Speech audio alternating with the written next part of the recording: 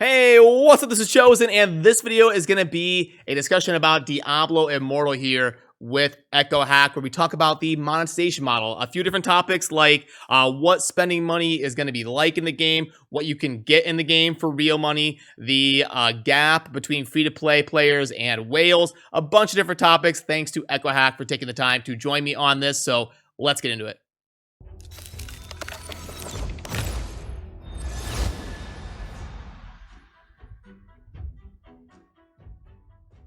Alrighty, and now joined by EchoHack. How you doing today? I'm doing great. It's good to be back.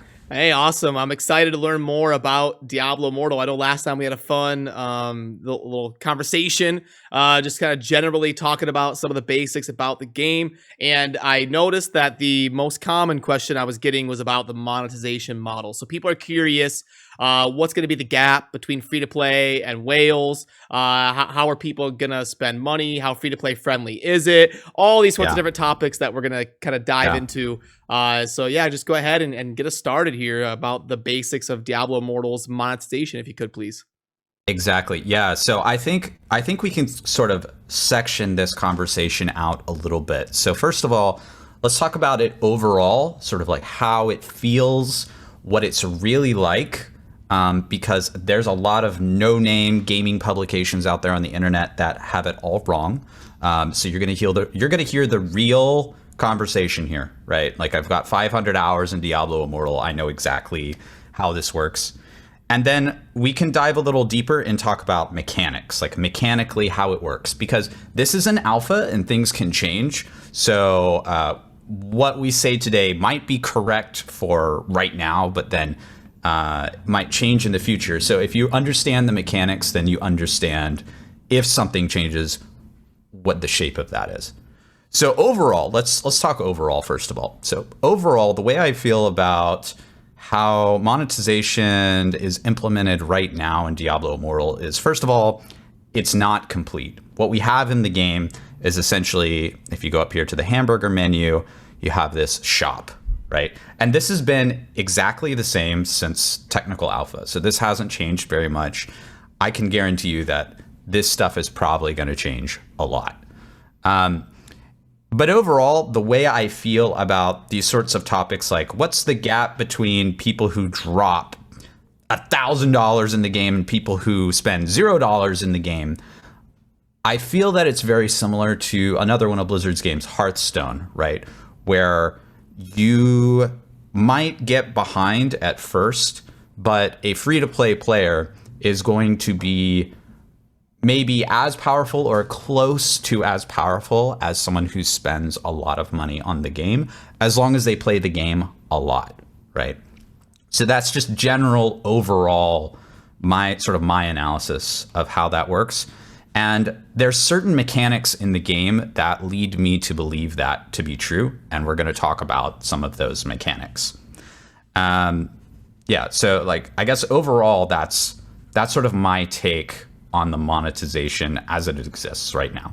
Are there is there going to be like a premium pass, like Immortal Plus or something, where you get bonus XP? Do we know any of that type of stuff? That's right. Yeah. So if you go over here to this menu, you'll see there is a battle pass. And if you click on the battle pass, there are levels to the battle pass, and you can level this battle pass up. And there's a bottom track to this battle pass that you can see coming soon. And if you click on one of these, it says this feature not available during alpha, right? So I'm assuming, but the top tracks here says free. So it's highly likely this bottom track is some sort of, you pay for it, you get some sort of rewards. Yeah, this is how a lot of the mobile games do it.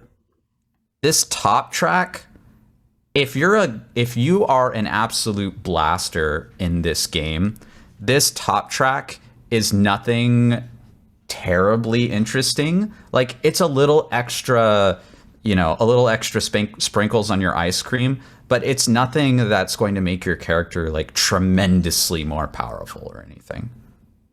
Okay, cool. So it's kind of just a little side effect, bonus while you're kind of playing. Yeah, I mean, it can it can maybe save you like 5 hours of gameplay here and there. And then there are a couple of minor things in there that might be otherwise difficult to get. But really nothing in there that makes me go, you have to buy the battle pass or you're just not powerful, right? That's not true. It's really just sprinkles on the ice cream, really. Okay, cool. And then like, let's say somebody, they are the type of person to spend a ton. Let's say they download it. They're like, I'm ready to spend a couple $100. I want to get up and running. Is that person gonna have an avenue to just like dump a bunch of money and get like legendary gear or like level up crazy fast? Like for the whales, what's their experience gonna be like? Yeah, so let's talk about what you can't buy with money, right? Because I think this is what a lot of people are interested in, right? What you can't buy with money is any sort of gear. So anything you see on my character here, any of this gear, any of these like triple statted yellows that I'm completely outfitted with, any of these Omega powerful tier legendaries that have, just amazing stats on them, you can't buy any of this with cash money. You have to find this by playing the game. And this is ultimately why playing the game will lead you to be the same power or about the same power in the long term as someone who wants to drop a ton of money in the game, right? Is because this gear, you can never buy it. You can't. And I'll show you that, right? This shop menu we just talked about, you can buy 3 things in here. You can buy a legendary crest, you can buy reforged stones, and you can buy platinum. And platinum lets you do a few things in the game. We're going to talk about that. There's a few vendors that you can use platinum at. But aside from that, there's no like, hey, give me a legendary item. I wanna roll a legendary item. Let me spend $10,000 rolling legendary items. You can never do that in the game. So it was crystals, platinum, and what else? Sorry. Oh yeah, let's hit that menu one more time.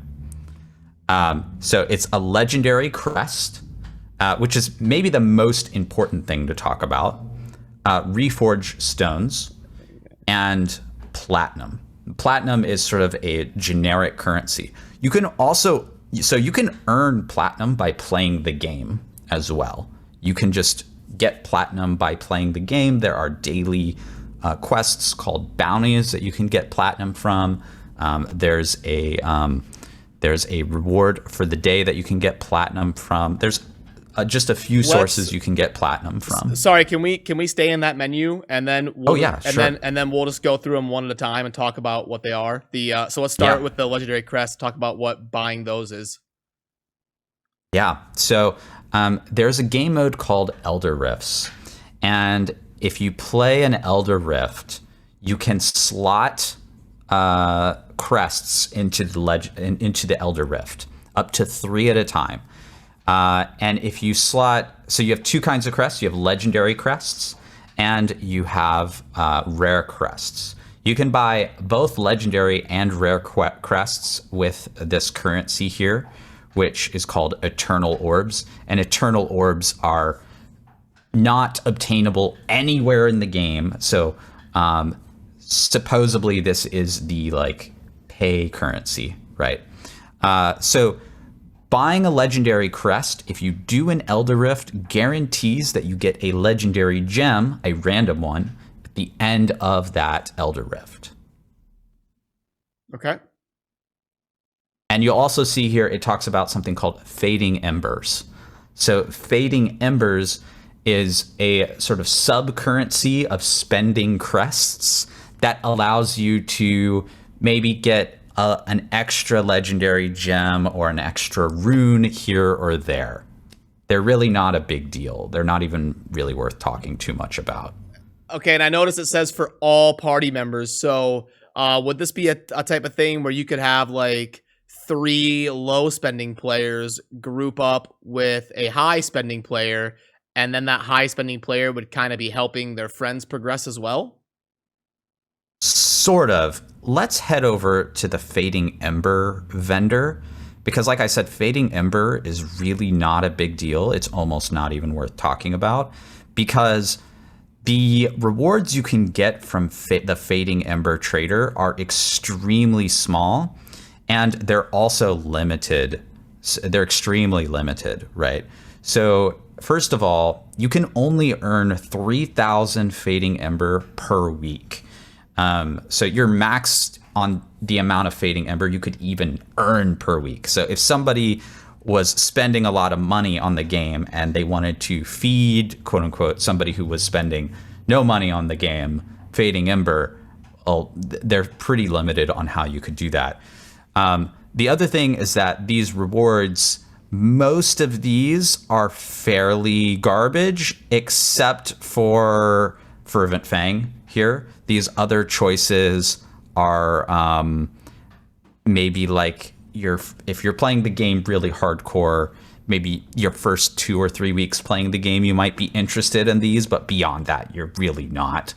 And these runes down here just let you craft more gems, most of them that you don't care about, right? Mm-hmm. So maybe all you care about here, really, that's interesting, is the Fervent Fang. And why is that? What's the Fervent Fang do? It's a very powerful legendary gem. Basically it says here, each attack you make against an enemy increases the damage it takes from your attacks, which does a lot during like a challenge rift or when you're out farming in the world or things like that. But it does max out at 7.5%, it looks like. It maxes out at 7.5% until you level up the legendary gem. Okay. Right. So here, I'll show you my Fervent Fang, right? You can see here, I have a Fervent Fang actually that's level or rank 4, 2 stars on this piece of gear. I've leveled up this Fervent Fang a good amount. And you can see it has a maximum of 12.5%. So even though I've leveled up this Fervent Fang quite a lot, it's really not that much more powerful than before. And, at the end of all of this stuff, these legendary gems, they have some effect. Fervent Fang is a very good one. I'm one of the top tier players, so I have some of the best gems in the game, like this Chip of Stone Flesh, for example, which has a very powerful effect. But when I say very powerful, that's a relative term to other legendary gems. Relative to your gear, the legendary gems offer you 0 stats that affects your offense and defense rating, which is the most important stat for how powerful your character is in the game. Yep. Okay. So in a sense, even if you are, a whale and you're dropping $1,000 in this game and you have the best of the best gems, legendary gems, which by the way, we think max out at rank 10. We're still trying to confirm that. It's really hard to get rank 10 on any gem. Even if you have all that, if another player comes in here and they have really good gear and their offense and their defense rating is 100, 150 higher than yours, they're still going to be doing more damage than you. Mm-hmm. Okay. That makes sense then. So that's the currency that you can use at the vendor.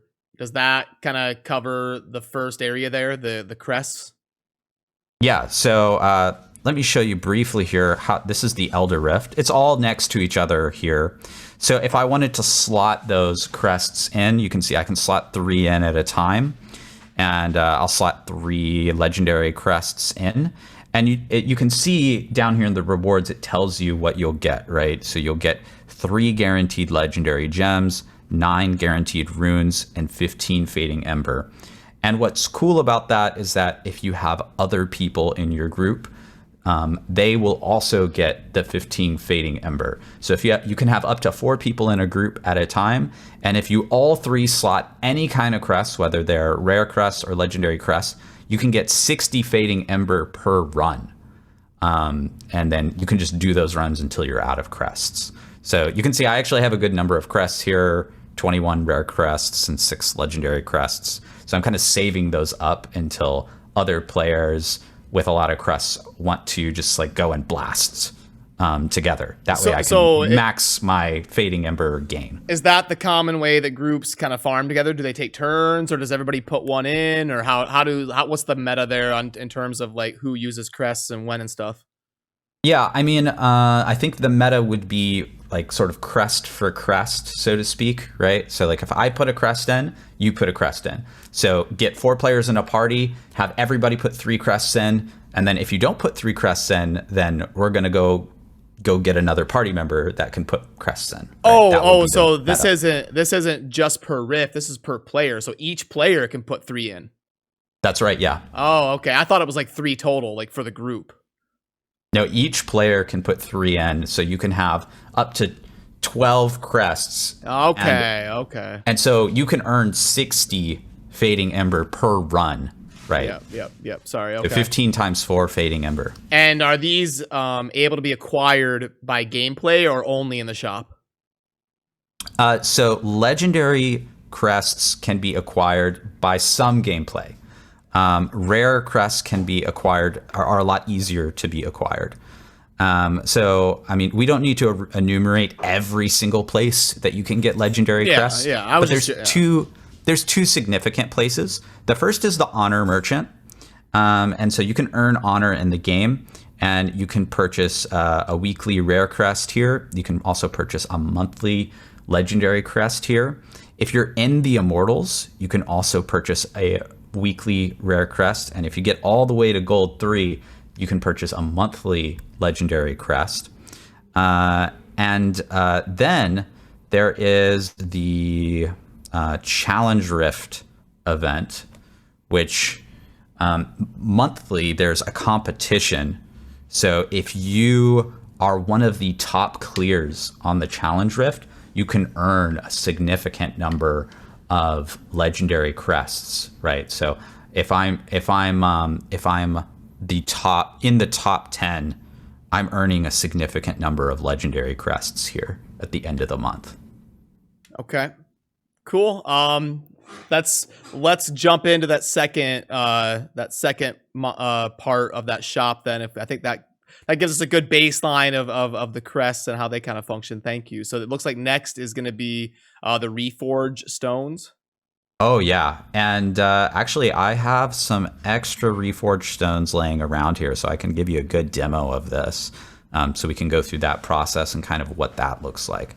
I'm gonna run down to the Reforged stone vendor, who's down here by the blacksmith. He's hanging out by Charcy. Nice.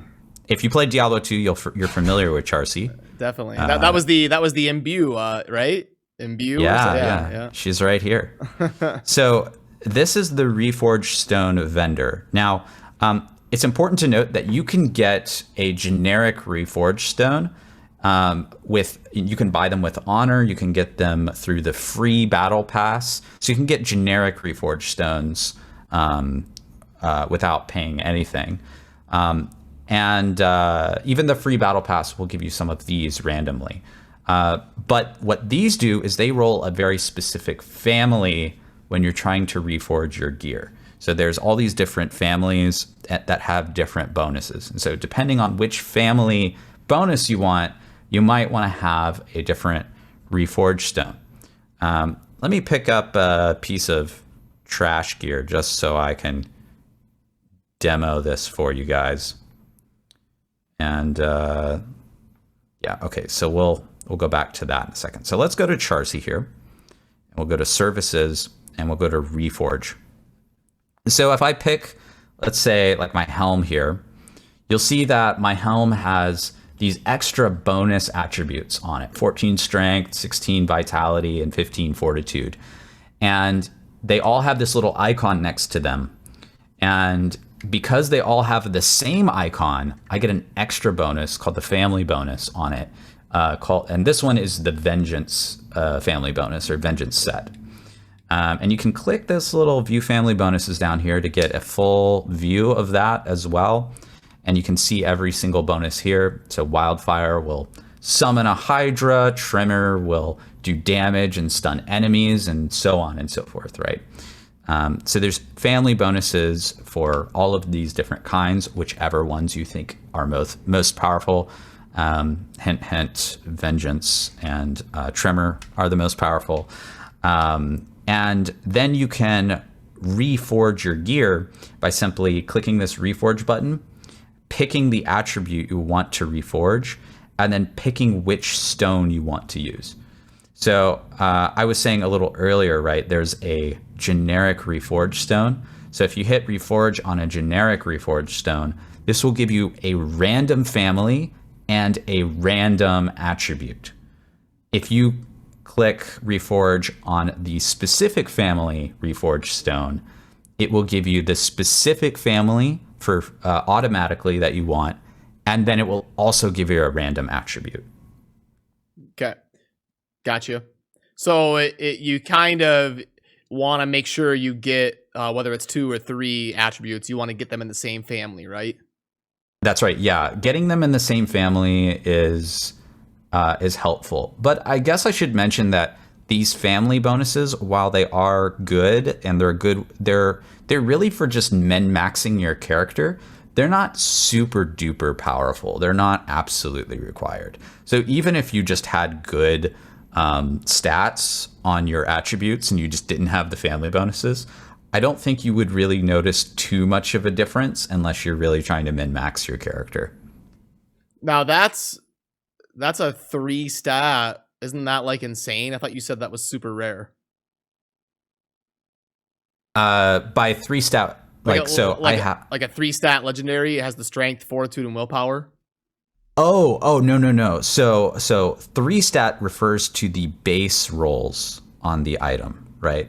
So the base rolls here, you see attributes. Oh, okay. Yeah. 96 strength and 96 fortitude. So then the bonus rolls. Okay. You can reforge these bonus rolls all day, right? And you get lots of reforge stones. You can get 8 at the vendor with honor every week. The honor vendor will also give you random ones from time to time. You can get more from the free part of the battle pass. And so you can just go for raw stats on these bonuses and ignore the bonus family attributes. And it's quite powerful.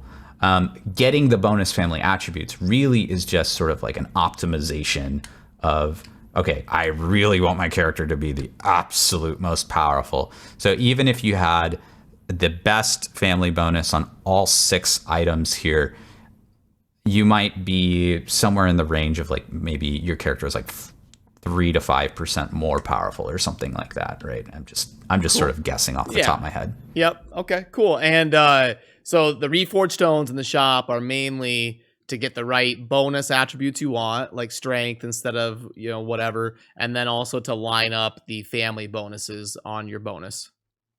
Yeah, that's right. Okay. Yeah. Okay, cool. Thanks. And then I think the last one in the shop was platinum, which it looks like in the mobile market, this is usually like your diamonds or your gems or like your premium currency. Okay. Yeah, this is the currency that you have. Well, you have the premium currency that you buy with, your dollar bills. And then you have sort of your end game currency that's useful for trading with vendors and with other players. So this currency, platinum, is really useful for a number of things. And we're going to talk about those right now. So the first thing you can do is you can upgrade your normal gems. And when you upgrade your normal gems, they just cost 3 gems per rank, right? So if I want to craft this is going to take me to Citrine rank 3, and I need a whole bunch of Citrine rank 1s and Citrine rank 2s, and that's all it takes. However, if I'm an absolute madman and I have rank 5 gems, like this is absolute god tier gems at this point, and you have enough gems to make a rank 6 gem, you're going to need an extra consumable called an Echo Crystal. And you can see it says used to upgrade normal gems above rank 5. So to get an Echo Crystal, you can either, sometimes you can get them from the free part of the Battle Pass, or you can buy them from the Crystal Merchant, and they cost platinum. They cost 500 platinum each. Okay. So that's sort of place number one where you spend platinum. Place number two where you spend platinum is the Charms Craftsman here. And the thing about Charms is this system feels completely unfinished. This is supposed to be an end game system, but it just doesn't do much right now. So you can extract a charm, and actually I don't have one in my inventory. Let me go grab one. You can see I don't use this system because it's just not very good right now.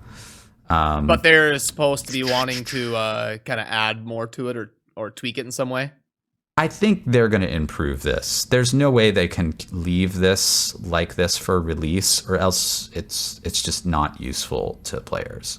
So you can go over here to extract. So here's a charm. I've leveled this charm all the way up to rank 5. And when I extract this, it takes 500 platinum and it creates something called a skill stone. And then I can use the skill stone to imbue one of my existing charms with that skill stone. So I can replace this skill, I can pick a skill stone, and then what it will do, here, I'll burn a skill stone for you because I have no use for this, right? So let's say I want to replace this lacerate with something. Well, what it's going to do is it's going to do a little roulette on the skill stone I'm using and pick randomly one of those abilities to add on here. So because I'm a Crusader, I really want Condemn, but it's like a 1 in 5 chance. So I mean, let's roll it, right? And oh wait, I got it. Oh, that's so lucky. Well, there you go. That's like a 20% chance. Yeah, nailed it. Yeah. So okay, so that's awesome. I got super lucky. However, first time streamer luck, right? However, these buffs that you get on the skills, at least right now as of closed alpha, are really bad. Like, these don't do anything. These are less than like 0.01% of your character's power. They don't, even though that was extraordinarily lucky, I got nothing for that, basically. It was just a waste of my time. So maybe at some point in the future, the extracting the skill stones and using them and that sort of thing will feel really good, but right now it doesn't feel that great. Okay. So the next place that you're going to spend platinum, and this is a big one, is the marketplace. So if I go here to the marketplace, the only way you can buy things is with platinum. That's the only currency you can use here. You cannot use gold to buy things. So if I want to go buy, let's say, a legendary gem on the market, so someone has put this amazing 5-star chip of stone flesh gem on the market. Oh, and it's 2-star too, so it's really good. And it's 57 platinum. Oh my God. I could never afford that. It's so expensive. How much is that, like, US dollar? I have no idea. None of that is in the game, right? They don't actually allow you to like buy the currency or anything else in the game yet. I imagine that's going to come later, like in a beta or something. Yep. Which is why I keep going back and saying, this is going to all change. This is all going to change. This is just sort of what we have right now, right? But yeah, like, this is how you trade with people, is only with this. And so another way that you could earn this currency, besides necessarily buying it from the store or something, is to put something up for sale, right? So you could go up here and you could say, you know what, I really don't need this Zod stone. I want as much money as humanly possible, so I'm going to max the money out here. And then if it sells, I'll get 5,274 platinum minus some sort of like fee. And let's go ahead and list it, and hopefully somebody buys it and I can get some extra currency. And then now I can go spend that currency on something I care about, like extracting a skill stone, buying an echo crystal, et cetera, et cetera. Now, sometimes these games will have the system set up so that people that are impatient that want to buy now will pay a premium price, and the people that sold that item and were willing to list it and wait for it to sell are able to kind of play the market. Like, you can buy things and flip them if you're willing to wait, and you can kind of earn money that way. Do you see a mechanic like that being real? I'm sorry. Yeah, there's good. nothing like that. There's nothing like that in the game. It's you either buy it or something and get it or not. There is a mechanic where certain extremely rare items, like that chip of stone flesh we were looking at, they have a timer before it even goes on the market, like 12 hours or something. So you can't necessarily flip extraordinarily rare items instantaneously. Some of the like cheaper stuff will go for sale instantaneously, but some of the rarer stuff, they have a timer. I'm not exactly sure I understand exactly why that is. It might be sort of like an anti fraud or a sort of feature or something, something I don't quite understand, but that is there. That mechanic exists. Okay. And then kind of in closing here, how do you feel about what the monetization model will be in this game? Is there anything you really like or really dislike, or anything you hope changes? Yeah, so right now, I think because of the way that offense and defense rating is balanced, that legendary gems and the other things that you can buy with the real with that you could potentially buy with real money don't feel overpowered, right? And I also see that you can earn your way towards getting these items in the game as well, just through gameplay. So there's no like, you have to buy legendary gems with real currency or else you'll never get anything ever, right? So I feel pretty optimistic about how the real money system, monetization system, will work in the game. But I also believe that it's up to Blizzard to do a good job, right? So I think if there are some people who are skeptical of what we've said today, I think that's a healthy thing, right? It's healthy to be skeptical. It's healthy to have a healthy amount of skepticism about the monetization system. Okay, cool. Well, then, is there anything else we missed before we end it here in terms of the monetization? Because I'm kind of counting on you to walk me through. Is there anything that we definitely should have covered when it comes to the monetization? There's one more minor thing that we can show very quickly, and that's here at this crest merchant. This crest merchant really, I don't know what his purpose is too much, but he's really just doing almost the same thing that the shop does, but you have two more options here. You can buy rare crests with eternal orbs, and that's 6 rare crests that you could buy instead of 1 legendary crest, which in my opinion is not worth it, because we believe the legendary gem drop rate from using a rare crest is about 1 in 10. So you almost always want to get a legendary crest, at least in my opinion. And then this is really interesting. You can buy a legendary crest with platinum. So you could go around the world, you could farm things from the world, sell them on the marketplace, then use the platinum you earned from those sales to buy yourself a legendary crest once per day, right? So there are in-game ways to earn these legendary crests that aren't necessarily requiring you to spend money. How much is that? Like, it's all relative. Like, how long would it take you to earn that 3,000 platinum?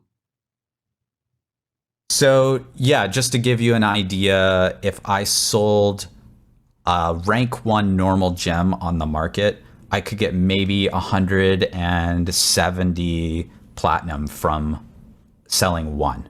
So I'd have to earn like 20 normal gems. I'd have to sell 20 normal gems in order to buy a legendary crest. Okay.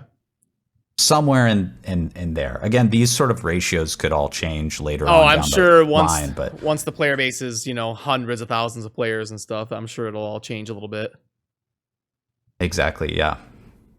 Okay, and I've noticed in the shop you're going to be able to buy the platinum with real money currency, and then you like transition that platinum into these orbs. It's the opposite, right? I think real money buys you eternal orbs. Oh, okay. And then eternal orbs buys you platinum. Okay, cool. Yeah, I see there the 5,000 eternal orbs for the 50,000. Then you could go buy yourself that gem you were looking at. Yeah, and I imagine these ratios are going to change, right? Because right now they're all the same ratio, right? It's 50 to 5. You just drop the 0, right? Yep. I imagine, you know, the way that they typically do these things is that if you buy the biggest thing, it's going to give you the best per unit value. Yeah. And so on. And right? then it'll have a little banner that says like hot offer or recommended or something. Right. Yeah. I imagine they'll do something like that. And I think that actually this screen right here is solid evidence that they just really haven't fully implemented the shop into the game yet, because you would see things like that, right? These numbers would make a lot more sense from a like money making sort of perspective, right? Okay, cool. Well, I really appreciate you walking us through what the monetization model is kind of shaping up like during the alpha, and we'll definitely have to keep it. Do you in closing, do you have any clue when the beta might launch? Is there any sort of estimation when like the public might be able to play this game yet? So we know the game is releasing before the end of the year. Yep.